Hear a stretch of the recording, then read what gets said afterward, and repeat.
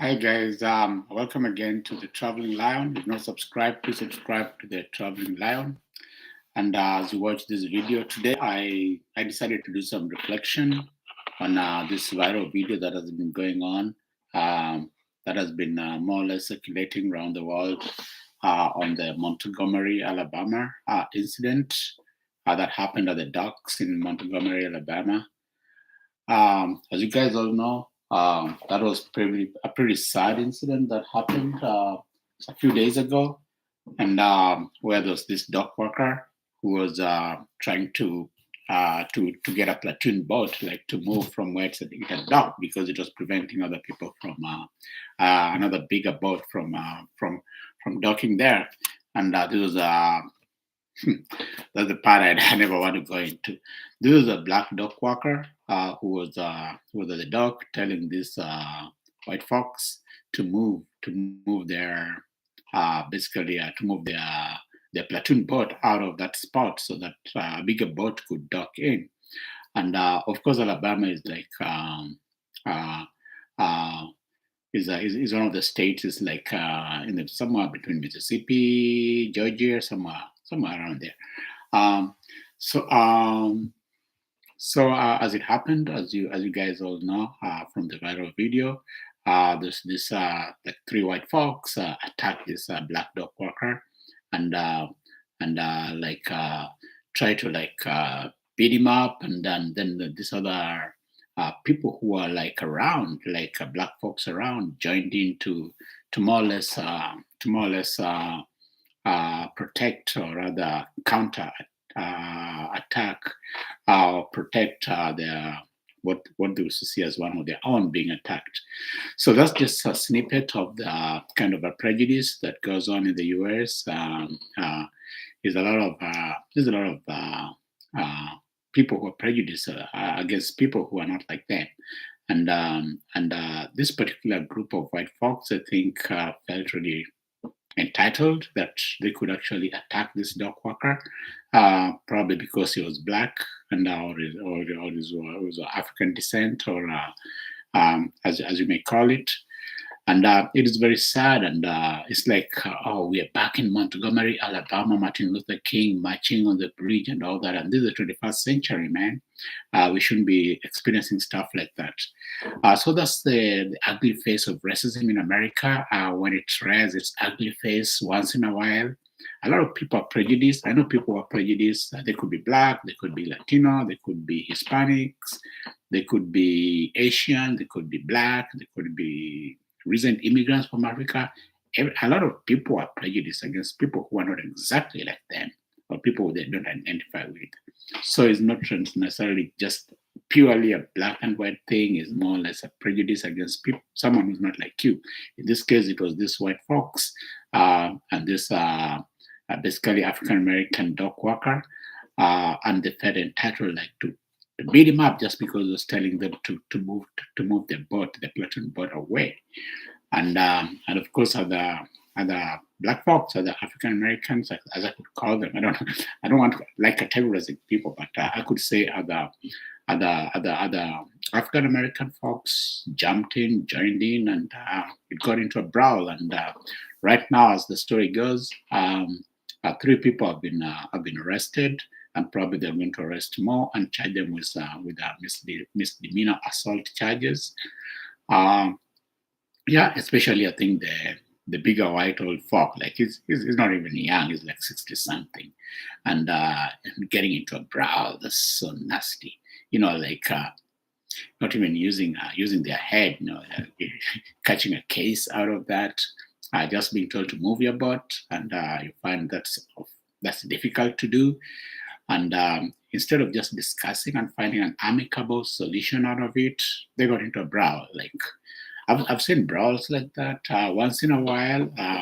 Sometimes it's white folks against white folks, but rarely it's an interracial like a brawl. But this time it actually was. It turned up into an interracial brawl, which is very unfortunate here in the U.S. given the history of slavery and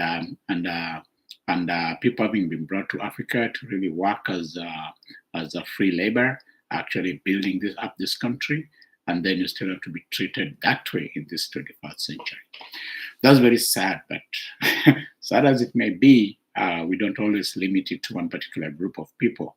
I know a lot of African Americans who don't like recent African immigrants or immigrants from Haiti or immigrants from Dominican Republic, and they don't identify with them. Same with people who've immigrated from Africa, who don't like other people from other countries like Haiti who migrated here, or people of color who've been born here. So the prejudice goes always. But the thing is, we should not ever get out of hand where people actually physically attack somebody because of the way they look. That was a really very sad situation. I've had incidences myself, like where I used to live, and there's this lady, Caucasian lady, who was always peeping out of a window, looking at us going in and out of my host's house, and seeing all these people of color moving in and out in that neighborhood, which was purely basically a white neighborhood. And she kept calling the police for this lady, like for nothing. I remember there was a day she called police. This lady used to tell us about that, and we used to brush it aside. Say, "Don't worry about it. This is your house, and that's our apartment. I mean, that's a house. This is your house. Just do you and let her do herself." Yeah. And there was this day I remember she called police because somebody had parked in front of the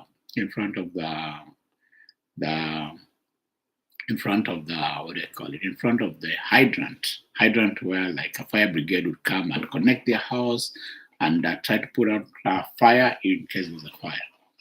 So she called police, and the police came and looked around. And that day I wasn't going to college because at that time I was going to college, so I was in the house. The owner of the house was at work. So the police looked around, and the first place the police came was the townhouse where we are living. So they came and knocked the door, and probably she had told them that she thinks it's one of us who's parked there, just because we were not white, So the police came and they knocked on the door. Me, knowing the law very well, I didn't even open the door. I looked at the policeman and asked them, "What do you want?" And they said, "Is that your car?" I told them, "Nope, that's not my car. Maybe ask the house on the next door." I mean, I told them through the glass. I didn't open the door for them. Maybe ask the next house or the other house, but that's not my car. I don't know who parked that car there.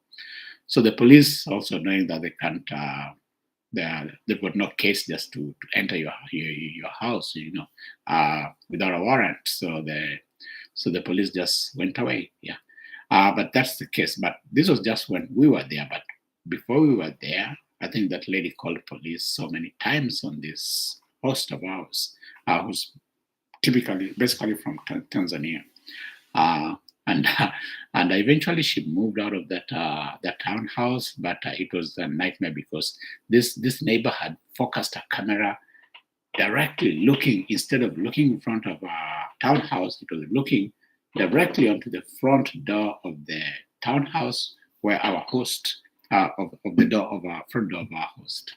So and I've seen a little bit of that over here in the apartment complexes where I live, where a neighbor, like once I bought a new car, and suddenly a neighbor pops up who I've not been seeing, and she's sitting on the door. She's an old, elderly white lady. She sits on the door and just stares towards my the direction of our apartment, of my apartment door, more or less. And then there's a time somebody put some letter on my door that, there's some noises coming out of my door, whatever. I mean, out of my apartment, whatever, and that is a little. I don't even have a machine in my house, in my apartment.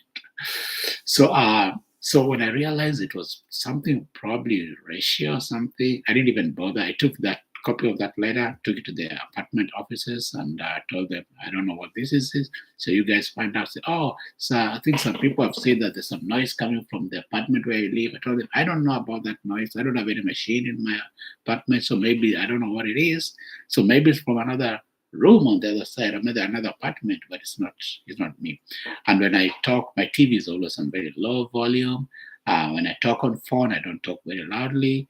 And so those are the kind of small things that happen daily with people where you live, especially when people are racist in a way, and they feel that why are you living next to where I'm living? You should not be living here because you are so and so. You're either Asian, you're black, or you are an immigrant from Africa, Asia, whatever. But that doesn't bother me until somebody probably attacks me. Then that will be something else. I've got to defend myself, Yeah, but then so that happens. That happens a lot in America. People are prejudiced, and different people are prejudiced. Um, this case now happened in Montgomery, Alabama, where this group of white folks, both men and ladies, started attacking this black dog walker, and then the black folks joined in and became a big brawl that has gone viral on the internet for the last few days. So I just wanted to talk about that because apart from that dog walker, a lot of people experience that racism and prejudice on a daily basis, either at work, in the apartments where they live, maybe sometimes when they go to the supermarkets or the shops and the malls. And it's only worse when it gets to a point where someone attacks you. Then that's bad. But if someone doesn't like you, well, they don't have to like you. I mean, they don't have to like everybody. So they can just go ahead, do whatever they're doing. You do whatever you're doing, provided they don't bother you. If they don't like you, that's fine. If you don't like them, that's fine. Yeah. So that's just wanted to give my take on that Montgomery, Alabama brawl. That was a very sad case of this dog walker who was attacked by black dog walker who was attacked by white fox, and it turned out to be some kind of a big brawl, almost a kind of interracial brawl. That's very sad for America, for it to happen in America in the 21st century. But well, it does happen once in a while. Yeah. Folks who don't think you deserve to be where you are, or you don't deserve enough respect, would do something like that. So that's a very sad situation, and we hope it doesn't repeat itself. And those people who created that brawl, who started that brawl, gets incarcerated or gets charged or fined, whatever the case may be, and it stops there. It doesn't repeat itself. With other people. Yeah. So guys, that's just my reflection on the Montgomery, Alabama brawl, and I think soon I'm gonna travel to Montgomery, Alabama, and try to see how the place looks like. Because here in the U.S., if we live in a different state, you may not know what's happening in a different state. You may not even know how the other states people are living. I mean, people basically live the same way. They are the whole of the U.S., but then there are little differences in terms of the localities. So very soon, I think in the next few months, I might also travel to Montgomery, Alabama, and see those sites and those historical sites and historical places that has shaped the history of the U.S. So, another reflection I probably what I give is based on the immigrant point of view. I've always been asked when people ask you where are you from, say, oh, I'm from here. No, you're from here. You're from you got some accent. You're from Africa. Say, oh yeah, I probably wasn't born here, but everybody was from Africa at some point. You are from Africa too, especially when is an African American ask me that. You're from Africa too. I mean, you're black like me. You're from Africa too. So the difference that you're not born here and you're born here, and then people also judge you based on that, and more or less prejudice you based on that, is actually really shallow. Because what about if someone was Caucasian, born in Kenya, and comes over here? Would you call them African? What would you call them? Just because they're not a black person, they're born in Africa, raised in Africa, then they immigrate over here. What do you call them? Would you ask them where are you from? You're from oh yeah, are you African? You would call them African, or you call them white Africans. So I think it's a really very shallow what are categorization where people categorize others as Africans, others as blacks, others as African Americans, others as black Latinos, Afro Latinos. So I think, yeah, so me, I avoid those categorizations just because they're really shallow, and it's people's own perceptions or perspectives, and they are projected on others. I know, like, uh, so some of our great relatives were also probably captured as slaves and came over here, and they could have gone to Brazil, they could have gone to India, they could have gone to Middle East, they could have gone anywhere. So you can never know who even you're related to, because I could be related to a lot of folks over here, a lot of black folks, a lot of white folks, or white folks with black blood.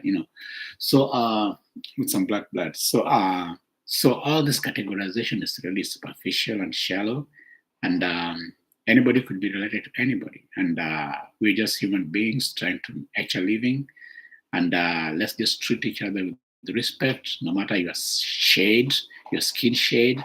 I never see people as black or white. I just see them as people, probably with different skin shades. But I don't really never categorize people as black and white.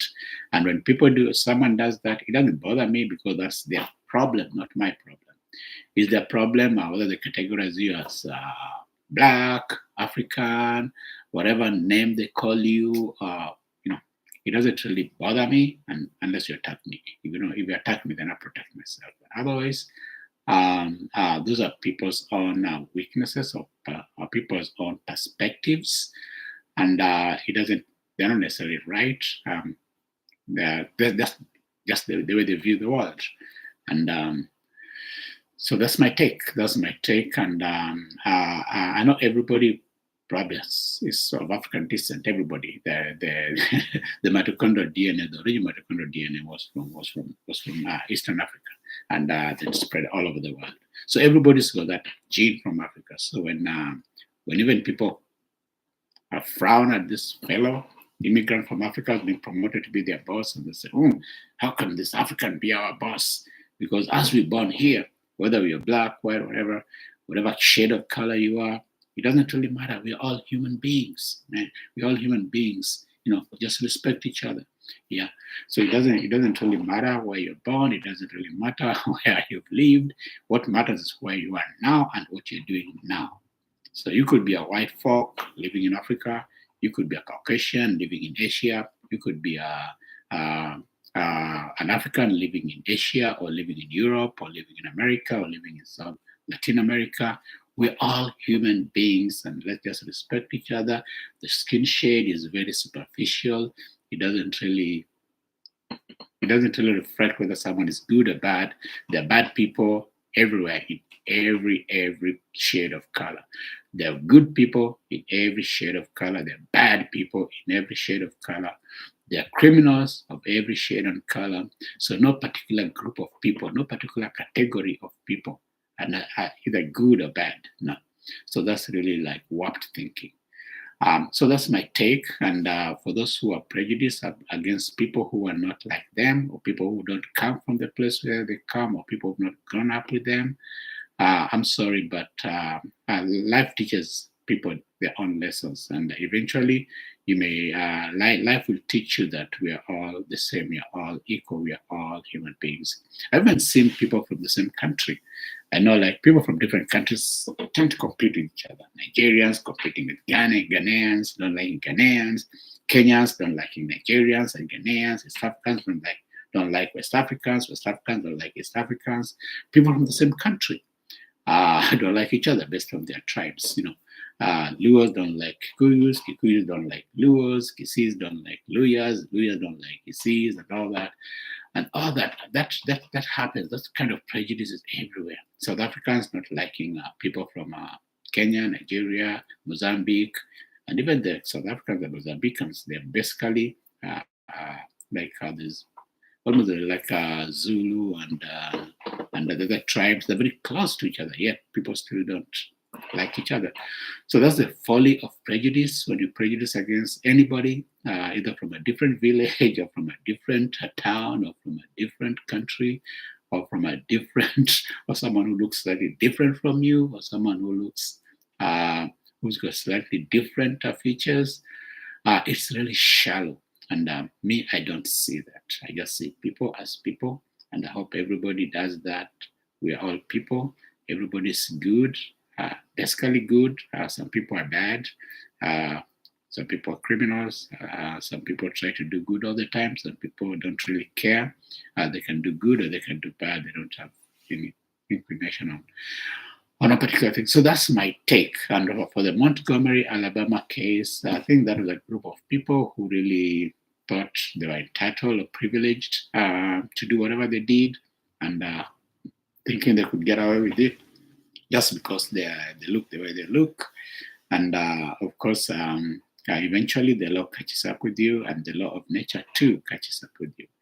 So that's my take, guys.